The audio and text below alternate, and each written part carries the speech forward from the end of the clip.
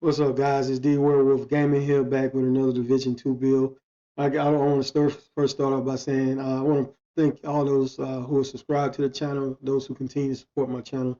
I have lost a couple of subscribers in the over time period. I don't know it's because I wasn't uploading on a regular, but I do want to say, guys, I work full time, so I will never be able to keep up with a lot of these bigger YouTubers who this is their main job, but whenever I see a build that I think is pretty good, I will try to make a build video off of it, but I can't say the Division 2 content for me has kind of slowed down a lot. I feel like there's not really a whole lot to do because I do play this game casually. So when I get up here and play, I don't have time to jump in a raid or go run, spend hours in dark zone. Um, it's just really not that fun for me, in particular. I love video games that is all about chasing gear and getting better gear, but when it's time consuming, that can be a lot. It's just like running in the dark zone, hoping to get an eagle bearer, spending hours to get it, finally get it to drop, and then next thing you know, bam, you just got shot. So you just lost it. All that time you just spent forming for a particular gun. I don't really particularly care for stuff like that in video games. I was playing a good bit of Diablo 4 as well. I was enjoying it, especially the class. I enjoyed playing with the Druid class, but with all the nerfs and stuff that took place recently, took a lot of the fun away from the game. Things that intentionally just slow down the content. For those of you who play games like that, you'll definitely know what I'm talking about. I was motivated to create all kind of characters, but when you do stuff like that in video games, I lose interest really, really quick. Especially because time is precious to all of us. So with that being said, though, guys, I hope you enjoy this video. Hope you enjoy the game. It was some other disappointing news today about the delayed incursion. I was really looking forward to that. Uh, I love the incursions in part one. It was really fun, and you didn't need a whole group to play it, and you can just get in there and just play it. I had a buddy of mine, me and him played a lot. We used to solo it, just the two of us, and so it was pretty fun. So it's a disappointment to know it got delayed. But then again, if it's gonna be delayed and come out with no bugs and no problems, then that's a win for the community, in my opinion. All right, guys. And one last thing is, like I said, for those of you who continue to support the channel, I appreciate greatly. I was at one point thinking about just calling it quits and just enjoying the game in general, just going back to playing games because certain people are looking for certain type of content creators, and I'm the type I've always been straight to the point. If I want to make a build video, it's gonna definitely get to the point about being a build. I'm not gonna sit there and talk a whole lot about all the kind of other things going on because I'm just mainly being a straight to the point type of person. Uh, that being said, when you get dumbed downs in videos that are basic videos, like, kind of discourage you in making videos. I had one video where it was just a straight guide on how to start a mission, and you go up there and then you see a thumbs down. Those trolls, people like that who does stuff like that, it really sometimes can discourage people who do try to make videos to help people out. But I still do appreciate those who do give me a thumbs up or like or even subscribe. I got some people who tell me great video and stuff like that, but they don't subscribe. And I don't. At this point, I do the best I can do in the amount of time I have. You know, being a father, a husband, and working full time, and then still trying to find time here and there to upload videos can be challenging sometimes with dealing with everyday life. Well, anyway, that's all I want to say, guys. I do think you really will enjoy this build.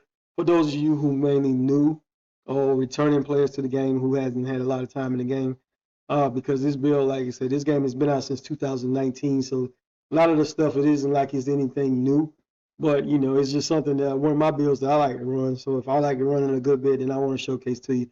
This build is like what I refer to as a hybrid build, and when I go over it, you will see why I refer to it as a hybrid build. But it is a build designed for heroic content, for group play, and for solo gameplay. So most of my builds will always cater around solo gameplay because I'm used to play this game solo a lot. So that being said, I hope you enjoy the video, guys, and we will get ready to go to the build breakdown in a couple of seconds. All right, guys, for this build, I will be running the Heartbreaker assault rifle. This gun is a beast in my opinion, but the limits of the tyrants are prescribed by the endurance of those whom oppress. Base damage 122.2k, 650 RPG with 15 in mag. Core attributes: assault rifle damage 15%, 20% health damage, and maxed out 10% damage to target out of cover. The talent is what makes this weapon so special. It's called Perfect Flatline. It amplifies weapon damage by 20% to post enemies and after 2 kills. All right, for your secondary, guys, just run whatever you want. I was running the rock and roll so I can apply the laser link so I can continuously get those pulse shots in. But this shotgun is fully maxed out as well with 15% shotgun damage, 12% damage to armor, and 10% damage to target out of cover. The base talent on this weapon is perfectly extra, which you get 15% increased magazine size. I do have 2 mods, critical hit damage and laser link point on it. All right, so let's go over the build, guys. I am running the Heartbreaker set. 2 pieces gives you 15% assault rifle damage.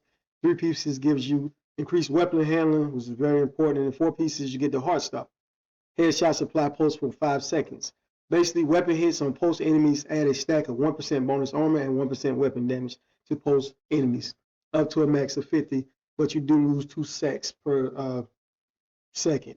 And I do have the core attribute of +1 skill tier on this particular mask. All right, for my chest piece, guys, I am wearing the closer, as many of you probably already knew.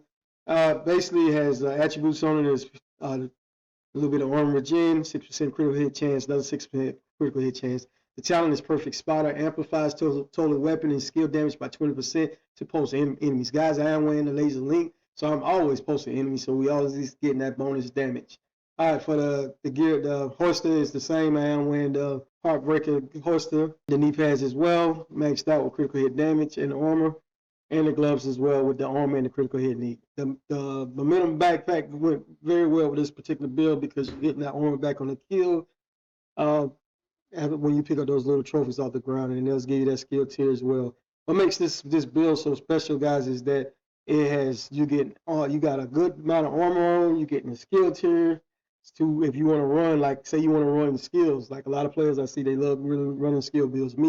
I usually prefer like the damage coming from me, but this is a tier 4 on the skills. I was running the hive, but as you can see, I really didn't use this much in the drone as well, and that is a tier 4 as well. Oh yeah, guys, and for your sidearm, it doesn't really matter in this particular build because I hardly ever use the sidearm in this build anyway. All right, so the class I was running the technician. And with the technician class, you get 1 skill tier, and also you will be able to use the laser link pointer, which I did apply to the Breaker and the rock and roll shotgun. But if you don't have the rock and roll shotgun, just use the ACS-12 shotgun. And also, guys, whenever whatever particular specialization you use, remember to choose that particular element to get the bonus weapon damage. All right, but so let's go over the weapon damage. All right, I got 44% critical hit chance with 93% critical hit damage. Let's take a look at my armor. This is why this build has so much survivability. I am running 1,566,489 armor, which basically rounds out about 1.6 million. A little bit of health and a little bit of health regen at 1,663.